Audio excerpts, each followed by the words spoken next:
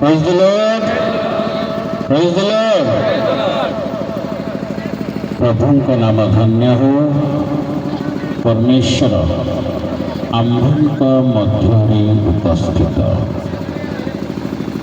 आम्भ ପାଇଁ ଆପଣଙ୍କ ମୋ ପାଇଁ ସେ ଜନ୍ମ ନେଲେ ଏବଂ ସେହି ଦିନକୁ ସ୍ମରଣ କରୁ କରି ଆମେ କହୁ ବଡ଼ ଦିନ। ପ୍ରଭୁ ଆଶୀର୍ବାଦ କରନ୍ତୁ ଆପଣମାନଙ୍କର ସ୍ୱାଗତ ପାଇଁ, ଏତେ ପ୍ରେମ ପାଇଁ ମୁଁ ଆପଣ ପ୍ରତ୍ୟେକଙ୍କୁ ଧନ୍ୟବାଦ ଦିଏ। ଆଉ ଆମ ପାଳକ ମହାଶୟ ଗୁଡ଼ାଏ ସାଇରି କହୁଥିଲେ, ଶୁଣୁଥିଲେ ଆମମାନେ। କୁଆଡ଼ୁ କୁଆଡ଼େ ବି ସାଇରି କଲେ ମୁଁ ବି ଆଶ୍ଚର୍ଯ୍ୟ ହୋଇଗଲି। କିନ୍ତୁ ପ୍ରଭୁଙ୍କର ଗୌରବ ହଉ, ସଠିକ ବିଷୟ କହୁଥିଲେ। ଆମେ କାହାଠାରେ ଖୁସି? ପ୍ରଭୁଙ୍କ ଠାରେ।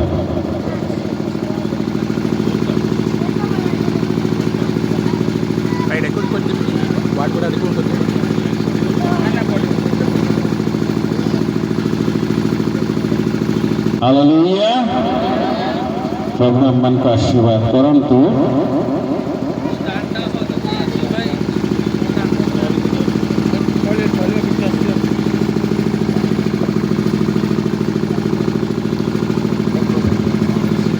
प्रभुଙ୍କର जन्म गोटे यहीपरि आश्चर्य कर्म जहाँ मनुष्य इच्छा करुला किंतु से जानिथिला ताहा संभव नुहे। तेणु मनुष्य को अनेक अपेक्षा करुला जे सी केबे से उद्धारकर्ता को देखिब। आ जो विषय से असंभव बोली भावुला से विषय प्रभु संभव कले। हालेलुया। आपण को मते प्रभु एते प्रेम कले जे तांक एकमात्र अद्वितीय पुत्र को दान कले। आज जेतेबेले यीशु जन्म नहीं इस समय रे गोटे अनेक आश्चर्य कर्म होती विभिन्न स्थान रे, किंतु गोटे बड़ घटना घटिला। यीशुଙ୍କ जन्म समय गोटे तारा आकाश रे देखागला।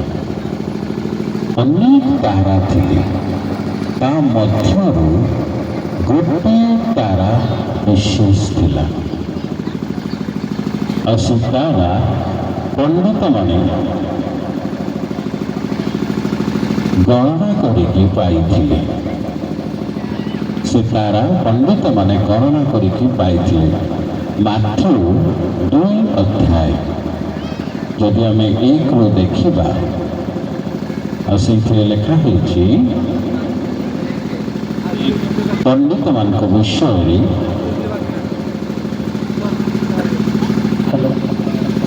हेरोद राजा समय जिहुदा प्रदेशर बेथलेहम यीशुक जन्म हेबा परे देख पूर्व देशर केतेक पंडित जेरुसलेम को आसी कहिले, जिहुदी मानकर जो राजा जन्म ग्रहण करियछन्ति से केउठारे?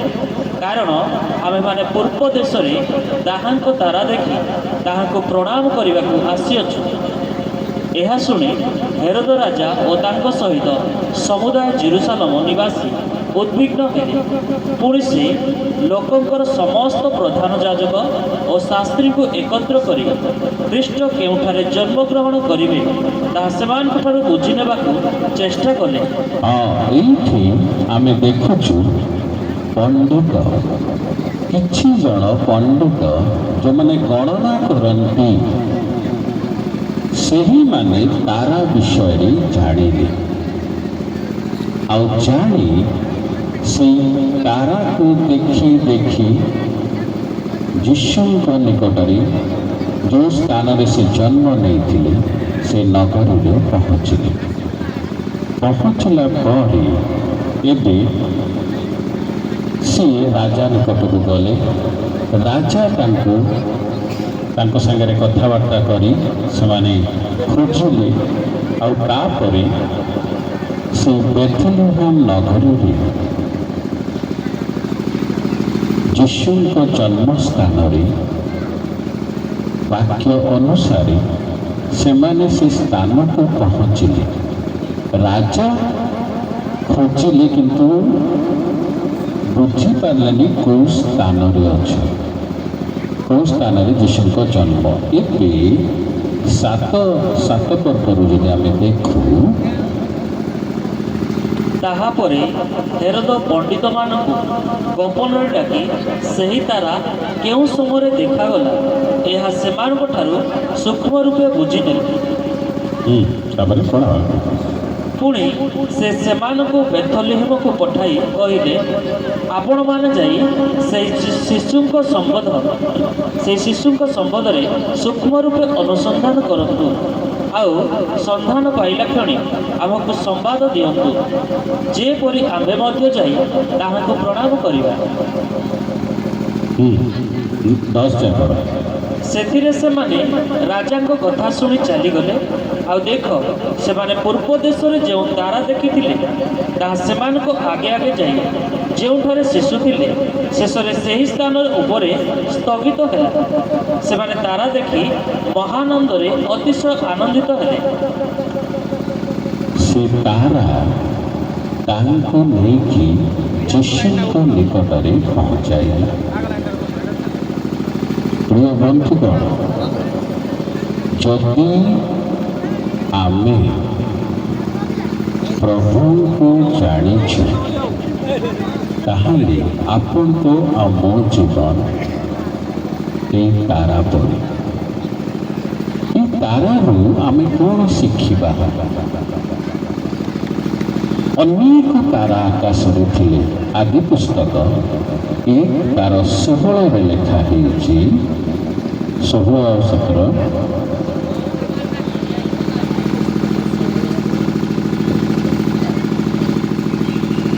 ଏହି ପ୍ରକାର ପରମେଶ୍ୱର ଦିବସରେ କର୍ତ୍ତୃତ୍ୱ କରିବାକୁ ଏକ ମହାଜ୍ୟୋତି ଓ ରାତ୍ରିରେ କର୍ତ୍ତୃତ୍ୱ କରିବାକୁ ତାହାଠାରୁ ସାନ ଏକ ଜ୍ୟୋତି, ଏହି ଦୁଇ ମହାଜ୍ୟୋତି ଆଉ ମଧ୍ୟ ତାରାଗଣ ନିର୍ମାଣ କଲେ ତହୁଁ ପୃଥିବୀରେ ଦୀପ୍ତି ହେବା ପାଇଁ ଓ ଦିବା ଓ ରାତ୍ରି ଉପରେ କର୍ତ୍ତୃତ୍ୱ କରିବା ପାଇଁ।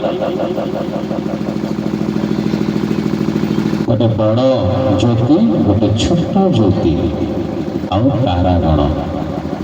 এই ତାରା ରାତ୍ରିରେ ଆକାଶକୁ ଆଲୋକିତ କରେ ଏବଂ ରାତ୍ରିର ସୌନ୍ଦର୍ଯ୍ୟ ବଢ଼ାଏ। ଆପଣ ମୁଁ ଆମେ ଯେ ବିଶ୍ୱାସୀ, এই ତାରା ପରି ଆମ ଜୀବନ ସମାଜରେ, ଆମ ପରିବାରରେ ସୌନ୍ଦର୍ଯ୍ୟର କାରଣ ହେବା କଥା। ଆମ ଜୀବନ ଲୋକଙ୍କ ପାଇଁ ଗୋଟେ ଆଲୋକର ବିଷୟ ହେବା କଥା। ଆମ ଜୀବନର ସ୍ପର୍ଶ ପାଇ ଆମ ସମାଜ, ଆମ ଲୋକମାନେ ଖୁସି ହେବା କଥା। ଆମେ ଅନେକ ସମୟରେ ସମାଜ ପାଇଁ ଗୋଟିଏ କିମ୍ବା ପରିବାର ପାଇଁ ଦୁଃଖର କାରଣ ହେଇଥାଉ, ରାଗର କାରଣ ହେଇଥାଉ, ଅଶାନ୍ତିର କାରଣ ହେଇଥାଉ। ଏଇଠି ପ୍ରଭୁ ତାରା ନିର୍ମାଣ କରିଛନ୍ତି, ଆଲୋକ ନିର୍ମାଣ କରିଛନ୍ତି, ଯେ ଅନ୍ଧକାର ସମୟରେ ସେ ଆଲୋକ ସୌନ୍ଦର୍ଯ୍ୟ ଦେବ, ସେ ତାରା ସୌନ୍ଦର୍ଯ୍ୟ ଦେବ।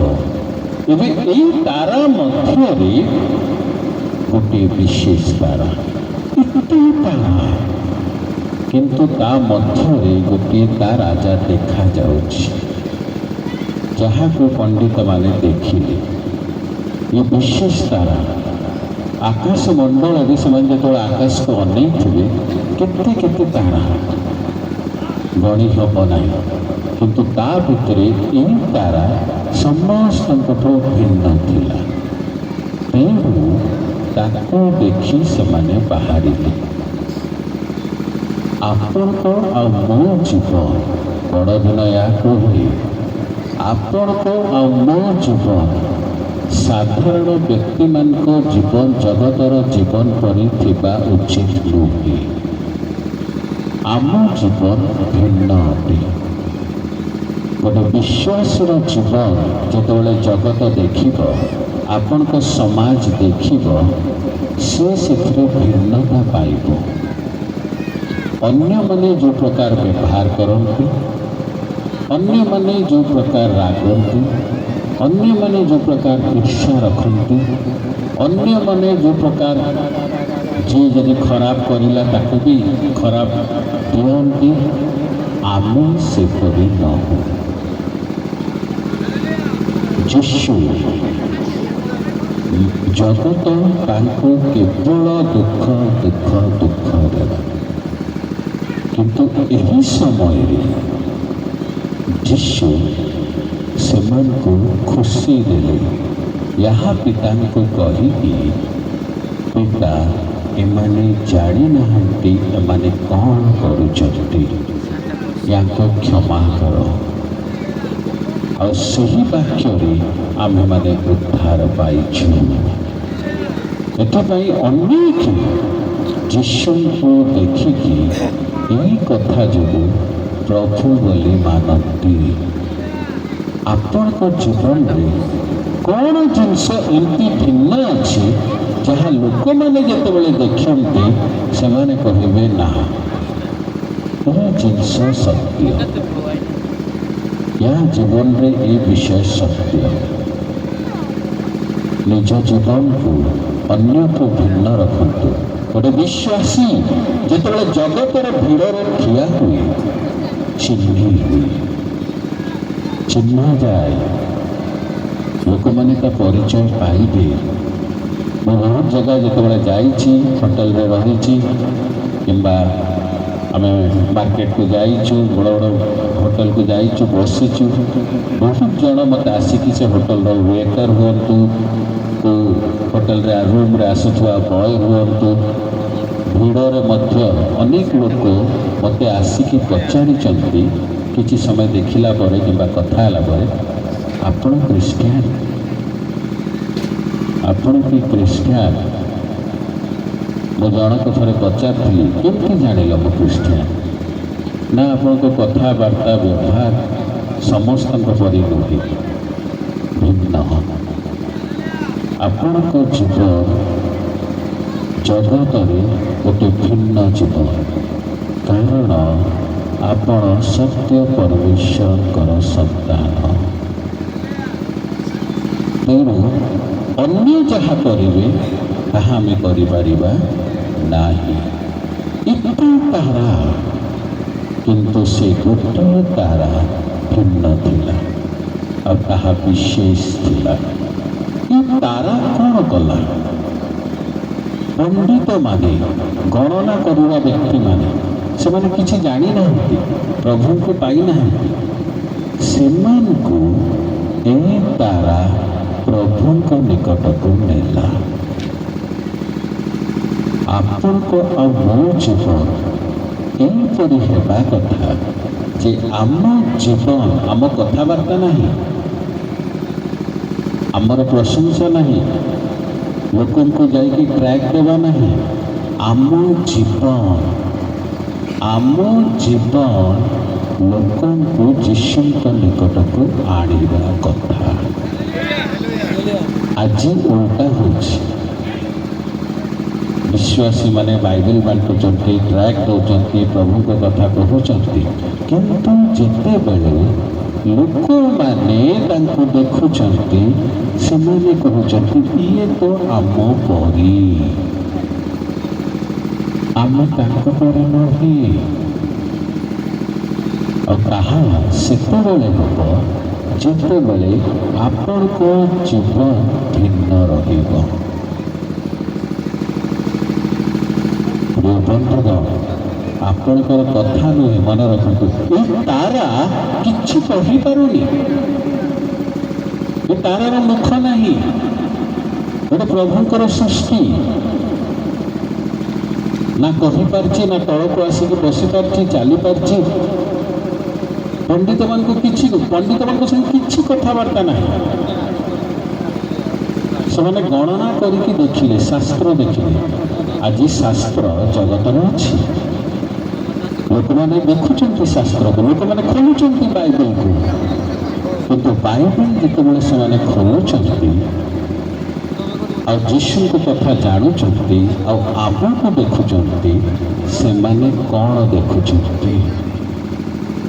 ଆମ ଜୀବନ ତାରାକୁ ଦେଖି ଦେଖି ସେମାନେ ଯୀଶୁଙ୍କ ନିକଟକୁ ପହଞ୍ଚିଲେ। ଆମକୁ ଦେଖିକି ଅନ୍ୟମାନେ ଆଜି କେଉଁଠି ପହଞ୍ଚୁଛନ୍ତି? ତମ ଜୀବନ ଅନ୍ୟମାନଙ୍କୁ ଯୀଶୁଙ୍କ ପାଖକୁ ଆକର୍ଷିତ କରିବା କଥା। ତାହେଲେ ତମେ ପ୍ରକୃତ ବିଶ୍ୱାସୀ। ଆମେ ମୁଖରୁ କହୁ ଲୋକଙ୍କୁ ବିଶ୍ୱାସ କର, ଏହା କର, ସେୟା କର, କିନ୍ତୁ ଜୀବନରେ କିଛି ପରିବର୍ତ୍ତନ ନଥାଏ। ତାରା କିଛି ନ କହିକି ଜଣେ ଯିଏ ଗଣନାରେ ବିଶ୍ୱାସ କରୁଛି ତାକୁ ଯୀଶୁଙ୍କ ନିକଟକୁ ଆଣିଲା। ଇଏ ହେଉଛି ପ୍ରଭୁଙ୍କ ଜୀବନର ଶକ୍ତି। ତମକୁ ଦେଖିକି ଲୋକ ଯୀଶୁଙ୍କୁ ଖୋଜିବେ। ତାଙ୍କର ଜୀବନରେ ଏତେ ଶକ୍ତି ଅଛି, ସେଥିପାଇଁ ତାହା ବଡ଼ଦିନ। ଏବେ ଏମାନେ ଯେତେବେଳେ ଦେଖୁଛନ୍ତି, ତାରା ଜାଣିନି ତାକୁ ଦେଖିକି କିଏ ଯିବ? ସିଏ ଖାଲି ଚମକିଛି। ପ୍ରଭୁ ଯେମିତି କହିଛନ୍ତି ଯେଉଁ ବିଷୟ ପାଇଁ ତାକୁ ସୃଷ୍ଟି କରିଥିଲେ ସେଇ ବିଷୟ ପାଇଁ ସେ ଆକାଶରେ ଅଛି, ସେତିକି। ସେ ଜାଣିନି ଏ ପଣ୍ଡିତମାନେ ତାକୁ ଦେଖିକି ପହଞ୍ଚିବେ। ସେ ଜାଣିନି କିଛି। ଆମେ ଅନେକ ସମୟରେ ଯେତେବେଳେ ପ୍ରଭୁଙ୍କୁ ଜାଣୁ, ଆମେ ଚାହୁଁ ଲୋକମାନେ ଆମକୁ ସମ୍ମାନ ଦିଅନ୍ତୁ, ଆମେ ଚାହୁଁ ଲୋକମାନେ ଠିଆ ହେଇକି ତାଳି ମାରନ୍ତୁ, ଆମେ ଚାହୁଁ ଏତେ ଶହ ଲୋକ ଆମ ନିକଟକୁ ଆସନ୍ତୁ। ଇଏ ତାରା କିଛି ଜାଣିନଥିଲା, କିନ୍ତୁ ପ୍ରଭୁଙ୍କର ବଡ଼ କାମ ତା ଦ୍ୱାରା ହେଲା। ପ୍ରଭୁଙ୍କ ନିକଟରେ ଯଦି ଅଛ, ନିଜର ଇଚ୍ଛାରେ କିଛି ଆଶା କର ନାହିଁ, କିନ୍ତୁ ପ୍ରଭୁଙ୍କୁ ନିଜକୁ ଦେଇଦିଅ। ପ୍ରଭୁ ଯେମିତି ଚାହିଁବେ ତମକୁ ବ୍ୟବହାର କରିବେ। ପ୍ରଭୁ ତମ ନିକଟକୁ ଅନ୍ୟମାନଙ୍କୁ ଆଣିବେ। ପ୍ରଭୁ ତମମାନଙ୍କ ଜୀବନକୁ ନିଜ ଅନୁସାରେ ଅନ୍ୟମାନଙ୍କ ସମ୍ମୁଖରେ ପ୍ରକାଶିତ କରିବେ। ଆଉ ଯେତେବେଳେ ତାହା ତୁମେ ହେବାକୁ ଦେଉଛ, ତମ ଜୀବନରେ ପ୍ରଭୁଙ୍କର ଆଶ୍ଚର୍ଯ୍ୟ କର୍ମ ଦେଖାଯିବ। ହାଲେଲୁୟା। ଆଜି ଯେତେବେଳେ ଆମେ ଯୀଶୁଙ୍କ ଜନ୍ମକୁ ମନେ ପକାଉ, এই ତାରାକୁ ମନେ ପକାଉ। ପ୍ରିୟ ବନ୍ଧୁଗଣ, ଆପଣ ମୁଁ ସେଇ ତାରା। ନିଜର ବଡ଼ ହେବା, ନିଜେ ଯେ ଗୋଟେ ବଡ଼ ବ୍ୟକ୍ତି ହୋଇ ଉଚ୍ଚ ସ୍ଥାନରେ ବସିବ ତାହା ନୁହେଁ। ନିଜକୁ ମିଶାଇ ଦିଅ ଯୀଶୁଙ୍କ ସହିତ, ତୁମେ ଆପେ ଆପେ ବଡ଼ ହେଇଯିବ। ଏହା ହେଉଛି ବଡ଼ ଦିନ।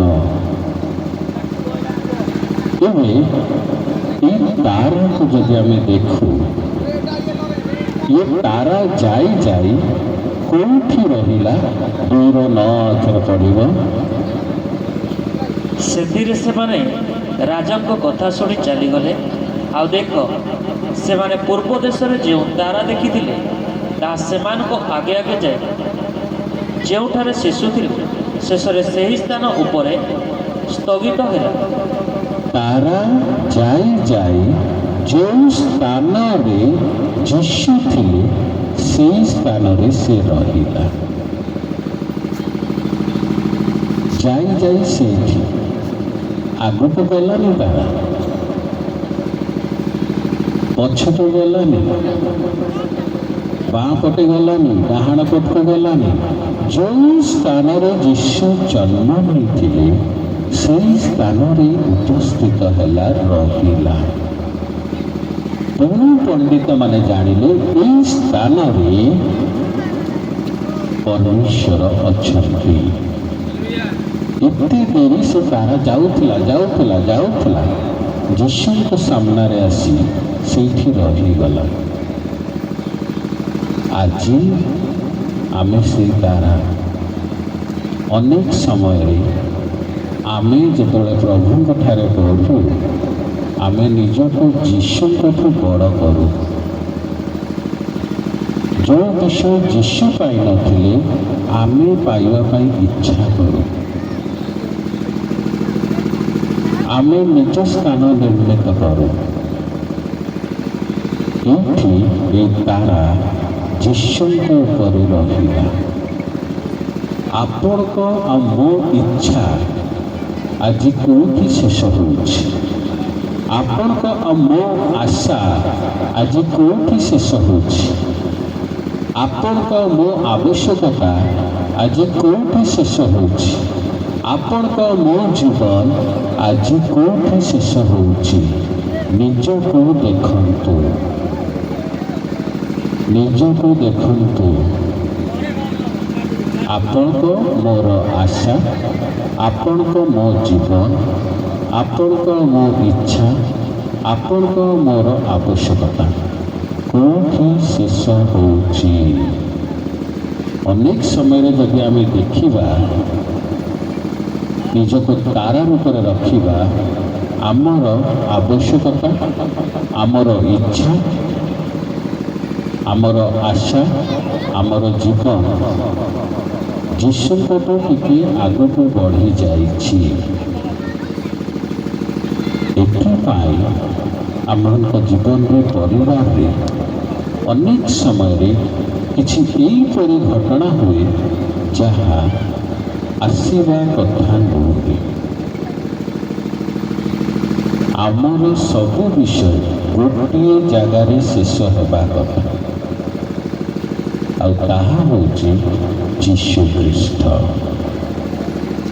ତମ ଆଶା ଯୀଶୁଙ୍କ ଠାରେ ଯାଇ ରହିବା କଥା, ତମ ଇଚ୍ଛା ଯୀଶୁଙ୍କ ଠାରେ ଯାଇ ରହିବା କଥା, ତମର ଆବଶ୍ୟକତା ଯୀଶୁଙ୍କ ଠାରେ ଯାଇ ରହିବା କଥା, ତମ ଜୀବନ ଯୀଶୁଙ୍କ ଠାରେ ଯାଇ ରହିବା କଥା। ଆମେ ଟିକେ ଆଗକୁ ବଢ଼ି ଯାଇଛୁ। ସେଥିପାଇଁ ସେ ତାରା ସ୍ୱରୂପ ହେଇପାରିନଥାଉ। ସେ ତାରା ସେଇଠି ହିଁ ରହିଲା ଯେଉଁଠି ଯୀଶୁ ଉପସ୍ଥିତ ଥିଲେ। ଆମ ଇଚ୍ଛା ଯୀଶୁ ଖ୍ରୀଷ୍ଟ ଥିବା କଥା, ଆମ ଆଶା ଯୀଶୁ ଖ୍ରୀଷ୍ଟ ଥିବା କଥା, ଆମ ଆବଶ୍ୟକତା ଯୀଶୁ ଖ୍ରୀଷ୍ଟ ଥିବା କଥା, ଆମର ଜୀବନ ଯୀଶୁ ଖ୍ରୀଷ୍ଟଙ୍କ ଠାରେ କେନ୍ଦ୍ରିତ ଥିବା କଥା। ଯେତେବେଳେ ଆମେ ପ୍ରଭୁଙ୍କୁ ଇଚ୍ଛା କରୁ, ଆଶା କରୁ, ମାଗୁ ଏବଂ ତାଙ୍କଠାରେ ନିଜର ଜୀବନକୁ ଶେଷ କରୁ, ସେହି ତାରା ସ୍ୱରୂପ ପ୍ରଭୁ ଆମକୁ ଉଚ୍ଚ ସ୍ଥାନ ଦିଅନ୍ତି। ଆଜି ଏହି ଜୀବନକୁ ପ୍ରଭୁ ଚାହୁଁଛନ୍ତି। ଯୀଶୁ ଜଗତରେ ଥିବା ସମୟରେ ସବୁବେଳେ କହୁଥିଲେ, ଯାହା ପିତାଙ୍କ ଇଚ୍ଛା ତାହା ମୋର ଇଚ୍ଛା, ଯାହା ପିତା କହୁଛନ୍ତି ତାହା ମୁଁ କରୁଛି, ଯାହା ପିତା ଆଦେଶ ଦେଇଛନ୍ତି ସେଇ ଆଦେଶ ମୋର, ତାହା ମୁଁ ମାନୁଛି। ମୋତେ ଦେଖିଛ ତ ପିତାଙ୍କୁ ଦେଖିଛ।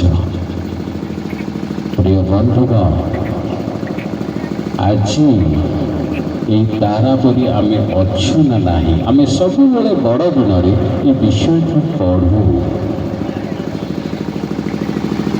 କିନ୍ତୁ ପଢ଼ିଲେ ମଧ୍ୟ এই ତାରା ଆମ ଜୀବନରେ ଆସେ ନାହିଁ। ଯଦି ତାରା ସାଙ୍ଗେ ତମେ ଯିବନି ତାହେଲେ ଯୀଶୁଙ୍କ ପାଖକୁ ପହଞ୍ଚି ପାରିବ। ହେରୋଦ ରାଜା ତାରା ବିଷୟରେ ଜାଣିବାକୁ ଚେଷ୍ଟା କଲା। ପଣ୍ଡିତମାନଙ୍କୁ ଡାକିଲା, ପଚାରିଲା, ଜାଣିଲା କିଏ ସତ, କିନ୍ତୁ ତାରା ସାଙ୍ଗରେ ସେ ସମର୍ପିତ ହୋଇ ଚାଲିଲା ନାହିଁ। ତେଣୁ ଯୀଶୁଙ୍କ ନିକଟରେ ପହଞ୍ଚିଲା ନାହିଁ। ତାରା ଗୋଟିଏ ଆଶ୍ଚର୍ଯ୍ୟ କର୍ମ ପ୍ରଭୁଙ୍କର। ପ୍ରଭୁ ତାଙ୍କ ସୃଷ୍ଟିକୁ ତାଙ୍କ ଆଶ୍ଚର୍ଯ୍ୟ କର୍ମ ପାଇଁ ବ୍ୟବହାର କରନ୍ତି। ତାରା ପ୍ରଭୁଙ୍କ ହାତରେ ନିଜକୁ ଦେଇଦେଲା।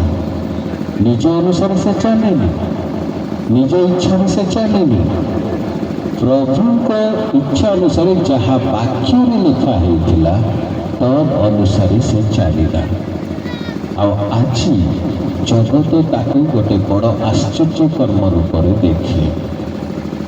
ଆପଣଙ୍କୁ ଆଉ ମୋତେ ଯଦି ପ୍ରଭୁଙ୍କ ପାଇଁ ଆଶ୍ଚର୍ଯ୍ୟ କର୍ମ ହେବାକୁ ଇଚ୍ଛା ଅଛି, ତାହେଲେ ଆମର ସବୁ ବିଷୟ ପ୍ରଭୁଙ୍କ ଠାରେ ଶେଷ କରିବାକୁ ପଡ଼ିବ। ଇଏ ହେଉଛି ବଡ଼ ଦିନ। ବଡ଼ ଦିନ ନିଜେ କିଛି ପାଇବାର ଦିନ ନୁହେଁ, ବଡ଼ ଦିନ ପ୍ରଭୁଙ୍କ ଠାରେ ନିଜକୁ ଶେଷ କରିବା ଦିନ। ଯେଉଁ ଦିନ ଆମେ ପ୍ରଭୁଙ୍କ ଠାରେ ନିଜକୁ ମିଶାଇ ଦେବା, ସେ ହେଉଛି ଆମ ପାଇଁ ବଡ଼ ଦିନ। ଏ ତାରା ଗୋଟିଏ ସାକ୍ଷୀ ରୂପରେ, ଗୋଟେ ସାକ୍ଷୀ ରୂପରେ ଉପସ୍ଥିତ ହେଲା। ପଣ୍ଡିତମାନେ ତାରାକୁ ଦେଖିକି ଯୀଶୁଙ୍କ ନିକଟକୁ ପହଞ୍ଚିଲେ। ଅର୍ଥାତ୍ ଏ ତାରା ତାହା ଦ୍ୱାରା ଯୀଶୁଙ୍କ ପାଇଁ ସାକ୍ଷୀ ହେଲା। ବଡ଼ ଦିନର ତାରା ଆମମାନଙ୍କୁ ଆଜି କୁହେ, ଯୀଶୁଙ୍କ ପାଇଁ ସାକ୍ଷୀ ହୁଅ। ଆମେ ଯୀଶୁଙ୍କ ପାଇଁ ସାକ୍ଷୀ କେମିତି ହଉ? ଭାଇ ମୋତେ ଟିକେ ସାକ୍ଷ୍ୟ ଦେବାର ସମୟ ଦିଅ। ମାଇକ୍ ଦିଆ ହେଇଗଲା। ମୋ ଜୀବନରେ ପ୍ରଭୁ ଏମିତି କାମ କଲେ, ମୋର ଦେହ ଏତେ ଖରାପ ଥିଲା, ମୁଁ ଭଲ ହେଇଗଲି, ମୁଁ ଏତେ କଷ୍ଟରେ ଥିଲି, ପ୍ରଭୁ ଏମିତି କଲେ। ଆମେ ଷ୍ଟେଜ୍ରୁ ଓହ୍ଲେଇକି ଗଲୁ, ଘରେ ଯାଇକି ପୁଣି ଝଗଡ଼ା, ଏ ଲୋକମାନଙ୍କ ସାଙ୍ଗେ ପୁଣି ପାଟିତୁଣ୍ଡ। ଜୀବନ ଯେମିତି ଅଛି ସେମିତି, କିନ୍ତୁ ଷ୍ଟେଜ୍ରେ ଚଢ଼ିକି କୁହ, ପ୍ରଭୁ ମୋତେ ଏଇ ଆଶ୍ଚର୍ଯ୍ୟ ଏଇ ବିଷୟରୁ ଉଦ୍ଧାର କଲେ। ମୋର ଦେହ ଖରାପ ହେଇଯାଇଥିଲା, ମୋର ଚାକିରି ହେଉନଥିଲା, ମୋର ପଇସା ହେଉନଥିଲା। ଯୀଶୁ କହିଲା। ଆଉ ଯେତେବେଳେ ତାଙ୍କୁ ପଚରାଯାଏ, ସେ କୁହନ୍ତି ଆମେ ପ୍ରଭୁଙ୍କ ପାଇଁ ସାକ୍ଷ୍ୟ ଦେଉଛୁ। ଇଏ ସାକ୍ଷ୍ୟ ନୁହେଁ, ଇଏ ଜାଭେଦ ଅଖ୍ତରର ଡାଇଲଗ। ଇଏ ସାକ୍ଷ୍ୟ ନୁହେଁ, ସାକ୍ଷ୍ୟ ଆପଣଙ୍କ ଜୀବନ। ତମ ଜୀବନ ଯୀଶୁଙ୍କ ପାଇଁ ସାକ୍ଷୀ ହେବ। ତାରା ସାକ୍ଷୀ ହେଲା, ତାରାର କୌଣସି ଡାୟଲଗ ନୁହେଁ। ଏଇ ତାରା ଯୀଶୁଙ୍କ ଉପରେ ରହିଲା। ତମ ଜୀବନର ସାକ୍ଷ୍ୟ ତମକୁ କହିବା ଦରକାର ନାହିଁ, ତା ପ୍ରକାଶ ପାଇବ। ଯେତେବେଳେ ତମ ଜୀବନରେ ଯୀଶୁଙ୍କ ଚରିତ୍ର ପ୍ରକାଶ ପାଇବ, ସେ ହେଉଛି ସାକ୍ଷ୍ୟ। କାରଣ ତମକୁ ଦେଖିକି, ତମ ଜୀବନକୁ ଦେଖିକି ଲୋକ ଯୀଶୁଙ୍କ ନିକଟକୁ ପହଞ୍ଚିବେ। ହାତ ଗୋଡ଼ ମୁଣ୍ଡ ଭଲ ହେଇଗଲା ଏ ସାକ୍ଷୀ ନୁହେଁ। ଏସବୁ ଛୋଟ ଛୋଟ ଜିନିଷ। ଆମେ ଏହା କହିକି ବହୁତ ଗର୍ବ ଅନୁଭବ କରୁ କି ମୋତେ ପ୍ରଭୁଙ୍କ ପାଇଁ ସାକ୍ଷୀ ହେବାର ଅଛି। ମୁଁ ଦୂର ଦୂରରୁ ଦେଖେ, ଲୋକମାନେ ଦୂର ଦୂରରୁ ଆସନ୍ତି, ଆମ ମଣ୍ଡଳୀରେ ହେଉ କିମ୍ବା ସେ ବଡ଼ ମଣ୍ଡଳୀରେ ହେଉ। ଦେହ ଭଲ ହେଇଗଲା ଆସିକି ମୁଁ ସାକ୍ଷୀ। ଭଲ କଥା, ପ୍ରଭୁଙ୍କୁ ଗୌରବ ଦିଅ, ଧନ୍ୟବାଦ ଦିଅ, କିନ୍ତୁ ସାକ୍ଷ୍ୟ ତମ ଜୀବନ। ତମ ଜୀବନ ହେଉଛି ସାକ୍ଷ୍ୟ। ପିତରଙ୍କ ଜୀବନ ଗୋଟେ ସାକ୍ଷ୍ୟ ପ୍ରଭୁଙ୍କ ପାଇଁ। ଦାଉଦଙ୍କ ଜୀବନ ଗୋଟେ ସାକ୍ଷ୍ୟ, ପାଉଲଙ୍କ ଜୀବନ ଗୋଟେ ସାକ୍ଷ୍ୟ। ଆଉ ଯୀଶୁ ତ ଅଛନ୍ତି। ଯୀଶୁଙ୍କ ଜୀବନ ଦେଖିକି ଆମେ ପରମେଶ୍ୱରଙ୍କୁ ଜାଣିଛୁ।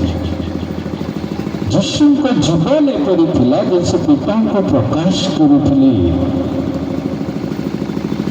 କେବଳ କଥା କହୁନଥିଲେ, ତାଙ୍କ ଜୀବନ ସେ କଥାକୁ ପ୍ରକାଶ କରୁଥିଲା। ଆଜି ବିଶ୍ୱାସ ମାତ୍ରେ ଆମ ଜୀବନ କଥା ଭିତରେ ସୀମିତ ହୋଇଯାଇଛି। ଆମେ ଯାହା କହୁଛୁ ତା ଭିତରେ ସୀମିତ ହୋଇଯାଇଛି, କରିବା ଯାଏ ଯାଉନୁ। ଏଇଠି ଯୀଶୁ ଯୀଶୁ ହେଇକି ନାଚୁଛୁ, କାଲି ସକାଳେ ଯୀଶୁ ଯୀଶୁ ହେଇକି ପୁଣି ଝଗଡ଼ା ବି କରିବୁ, ନିଜ ଭିତରେ କଳି କରିବୁ, ସେଇ ଯୀଶୁ ଯୀଶୁ ହେଇକି। ଆଉ ଆମେ କହୁ ଆମେ ବଡ଼ଦିନ ପାଳନ କଲୁ, କିଛି ଲାଭ ନାହିଁ। ନିଜ ଜୀବନକୁ ପ୍ରଭୁଙ୍କର କର। ପ୍ରଭୁ ଆଶ୍ଚର୍ଯ୍ୟ ଭାବରେ କାର୍ଯ୍ୟ କରୁଛନ୍ତି। ତାରା ଯୀଶୁଙ୍କୁ ହିଁ ଦେଖେଇଲା। ସେ ଆକାଶକୁ ଦେଖେଇ ପାରିଥାନ୍ତା, ସେ ରାଜାକୁ ଦେଖେଇ ପାରିଥାନ୍ତା, ସେ ଆଉ କୌଣସି ବିଷୟକୁ ଦେଖେଇ ପାରିଥାନ୍ତା, କାହାକୁ ଦେଖେଇଲା ନାହିଁ, ଯୀଶୁଙ୍କୁ ହିଁ ଦେଖେଇଲା। ତମ ଜୀବନ ଆଜି କ'ଣ ଦେଖାଉଛି? ନିଜ ଜୀବନକୁ ଦେଖ, ଭାବ ତମ ଜୀବନ ଆଜି କ'ଣ ଦେଖାଉଛି? ପ୍ରଭୁଙ୍କୁ ଦେଖାଉଛି ନା ତମର ରାଗକୁ ଦେଖାଉଛି, ତମର ଈର୍ଷାକୁ ଦେଖାଉଛି, ତମର ଝଗଡ଼ାକୁ ଦେଖାଉଛି, ତମର ନିନ୍ଦାକୁ ଦେଖାଉଛି, ତମର ଆଲୋଚନା ସବୁ କରୁଛ ଅନ୍ୟମାନଙ୍କ ବିଷୟରେ ତାହା ଦେଖାଉଛି, ତମର ଅବାଧ୍ୟତାକୁ ଦେଖାଉଛି, ତମର ସ୍ୱାର୍ଥକୁ ଦେଖାଉଛି ନା ଯୀଶୁଙ୍କୁ ଦେଖାଉଛି? ବଡ଼ଦିନ କିଛି ନାହିଁ, ଗୋଟିଏ ବିଷୟ, ତ୍ରାଣକର୍ତ୍ତା ଆମ ମଧ୍ୟରେ ଉପସ୍ଥିତ। ବଡ଼ଦିନ ଯୀଶୁଙ୍କୁ ଦେଖାଏ, ଆଉ କିଛି ନୁହେଁ, ଆଉ କାହାକୁ ଦେଖାଇନି ସେ, କେବଳ ଯୀଶୁ। ତାକୁ ଅନାଅ, ତାର ହୁଅ। এই তারা ନିଜକୁ ଲୁଚି ପ୍ରଭୁଙ୍କର ଇଚ୍ଛାକୁ ପ୍ରକାଶ କଲା। ପଣ୍ଡିତମାନେ ଖୁସି ହୋଇଗଲେ। ବିଶ୍ୱପାଳକମାନେ ନାଚିଲେ। କେବେଠୁ ସେ ତାରା ଅଛି ଆଉ ସେ ଯାଉଛି ଗୋଟିଏ ବାଟରେ, ମଝିରେ ଅଟକିନି। ଯେତେବେଳେ ଏମାନେ ରାଜା ପାଖକୁ ଗଲେ ପଚାରିବା ପାଇଁ, ତାରା ସେମିତି ହିଁ ଅଛି, ସେ ହଲଚଲ ହୋଇନି। ଏମାନେ ହଲଚଲ ହେଲେ। ଏମାନେ କାହିଁ ହଲଚଲ ହେଲେ? ଏମାନେ କାହିଁ ରାଜା ପାଖକୁ ଗଲେ? କାରଣ ଏମାନେ ଗଣନା କରିକି ତାରାକୁ ଦେଖିଲେ। ଆଜି ଆପଣ ମୁଁ ଆମେ ହୃଦୟରେ ବିଶ୍ୱାସ କରି ପ୍ରଭୁଙ୍କୁ ପାଇଛୁ। ତେଣୁ ଆମେ ମଝି ରାସ୍ତାରୁ ଏପଟ ସେପଟ ହେବା ନାହିଁ। ଆମ ପାଇଁ ପ୍ରଭୁ ସବୁ ବିଷୟ ସ୍ଥିର କରିଛନ୍ତି। ତାରା ଯେତେବେଳେ ଏମାନଙ୍କୁ ପ୍ରଭୁଙ୍କ ନିକଟକୁ ନେଲା, ସେ ଖୁସି ହୋଇଗଲେ। ଲେଖା ହୋଇଛି ସେ ଖୁସି ହେଲେ। ଦେଖ 10:2-10 ସେମାନେ ତାରା ଦେଖି ମହାନନ୍ଦରେ ଅତିଶୟ ଆନନ୍ଦିତ ହେଲେ। ଅତିଶୟ ଆନନ୍ଦିତ ହେଲେ। ଅତିଶୟ ଆନନ୍ଦିତ ହେଲେ। ତମ ମୋ ଜୀବନ ଏହା। ଲୋକ ଆସି ପ୍ରଭୁଙ୍କ ପାଇଁ ଆନନ୍ଦିତ ହେବେ, ସେମାନେ ଖୁସି ହେବେ। ନିଜ ଜୀବନକୁ ଏପରି କର। ଆମେ କଥାରେ ବହୁତ ଜୋର ଦଉ, ଭାଇ ତୁ ପ୍ରଭୁଙ୍କୁ ମାନ। କ'ଣ ପାଇଁ ମାନିବୁ? ନା ଇଏ ସତ୍ୟ ପରମେଶ୍ୱର। ସେ ସତ୍ୟ ପରମେଶ୍ୱର, ସିଏ ଜାଣିବ କେମିତି ସେ ସତ୍ୟ ପରମେଶ୍ୱର? ତମେ କହିଦେଲେ ମାନିଯିବ? ଆମେ ଜୋର ଦଉ, ନାଇଁ ମାନ ମାନ ମାନ। କ'ଣ ପାଇଁ ମାନିବ ସେ? କାହିଁକି ମାନିବ ସେ? କ'ଣ ଲଡ଼ୁକୁଟା ଦଉଥିଲି ସେ ମାନିବ? କ'ଣ ପାଇଁ ମାନିବ? ମାନିବନି ସେ। ତମ ପାଖରେ କିଛି ନାହିଁ, ସେ ମାନିବ କାହିଁକି? କ'ଣ ଦେଖିବ ତମର? ତମେ ବାକ୍ୟ ଦେବ, ଟ୍ରାକ୍ ଦେବ, ସେଥିରେ ସେ ମାନିବ? କିଛି ନାହିଁ। ଏଟା ସେ ମାନିବ ଯେତେବେଳେ ତମ ଜୀବନକୁ ଦେଖିବ। କିଛି କହିବା ଦରକାର ନାହିଁ, ନିଜ ଜୀବନକୁ ପରିବର୍ତ୍ତନ କର। ପ୍ରଭୁ ଶିଷ୍ୟମାନଙ୍କୁ ପୂର୍ଣ୍ଣ କଲେ, ଶିକ୍ଷା ଦେଲେ ଏବଂ ପ୍ରେରିତରେ ଯେତେବେଳେ ଶିଷ୍ୟମାନେ ଆତ୍ମାରେ ପୂର୍ଣ୍ଣ ହେଇକି ପ୍ରଭୁଙ୍କ ଚରିତ୍ରକୁ ପ୍ରକାଶ କରିବାକୁ ଲାଗିଲେ, ତାପରେ ସେମାନେ ବାହାରିଲେ। ଆମେ କିଛି ଜାଣୁନୁ ଧରିକି ବାହାରି ଯାଉ, ବାକ୍ୟ ନେଇକି ବାହାରି ଯାଉ। ନିଅ ଭାଇ ଶୁଣ, ଏଥିରେ ଆମେ ମାଡ଼ ଖାଇବାନି ଠିକ୍। ନିଜ ଜୀବନକୁ ବଦଳି କର, ପବିତ୍ର ଆତ୍ମାରେ ପୂର୍ଣ୍ଣ ହୁଅ, ନିଜ ଜୀବନରେ ଭୁଲକୁ ଠିକ୍ କର, ପ୍ରଭୁଙ୍କ ଚରିତ୍ରକୁ ଗ୍ରହଣ କର, ସେ ପ୍ରେମକୁ ପ୍ରକାଶ କର, ପ୍ରଭୁଙ୍କ ଆଲୋକକୁ ପ୍ରକାଶ କର। ଲୋକ ଦେଖି ଆସିବେ। ତମ ମୁଖ ନୁହେଁ, ତମ ଜୀବନ କଥା କହୁ। ଆଉ କାହାର କଥା? କାହାର କଥା? ଯୀଶୁଙ୍କ କଥା। ଏହି ବଡ଼ ଦିନରେ ଆପଣମାନଙ୍କ ପାଇଁ ଏହି ସମ୍ବାଦ। ଯୀଶୁ ଆଜି କହୁଛନ୍ତି, ନିଜ ତମ ଜୀବନ ମୁଖ ଅପେକ୍ଷା ତମ ଜୀବନ ଯୀଶୁଙ୍କ କଥା କହୁ। ମୁଖ ଅପେକ୍ଷା ତମ ଜୀବନ ସୁସମାଚାରକୁ ପ୍ରଚାର କରୁ। ଏହି ଲୋକଙ୍କ ପାଇଁ ବଡ଼ ଦିନ ହବ। ସେ ତାର ଯୀଶୁଙ୍କ ଉପରେ ସ୍ଥିର ହେଲା। ନିଜ ଇଚ୍ଛା, ନିଜ ଆବଶ୍ୟକତା, ନିଜର ଆଶା, ନିଜର ଜୀବନକୁ ପ୍ରଭୁଙ୍କ ଠାରେ ଶେଷ କର। ଦେଖିବ ପ୍ରଭୁଙ୍କ ଆଶ୍ଚର୍ଯ୍ୟ କର୍ମ ତମ ଜୀବନକୁ ଅତ୍ୟନ୍ତ ଆନନ୍ଦିତ କରିବ, ଯାହା ତୁମେ ବି ଉପଭୋଗ କରିବ। ବଡ଼ ଦିନର ଆନନ୍ଦ ଏହା ଯେ ଆମେ ପ୍ରଭୁଙ୍କ ପାଇଁ ଗୋଟିଏ ଗୋଟିଏ ଆଶ୍ଚର୍ଯ୍ୟ କର୍ମ ସ୍ୱରୂପ ହେଇ ଏହି ଜଗତରେ ଆଲୋକିତ ହେବା। ହାଲେଲୁୟା। ଆସନ୍ତୁ ପ୍ରାର୍ଥନା କରିବା।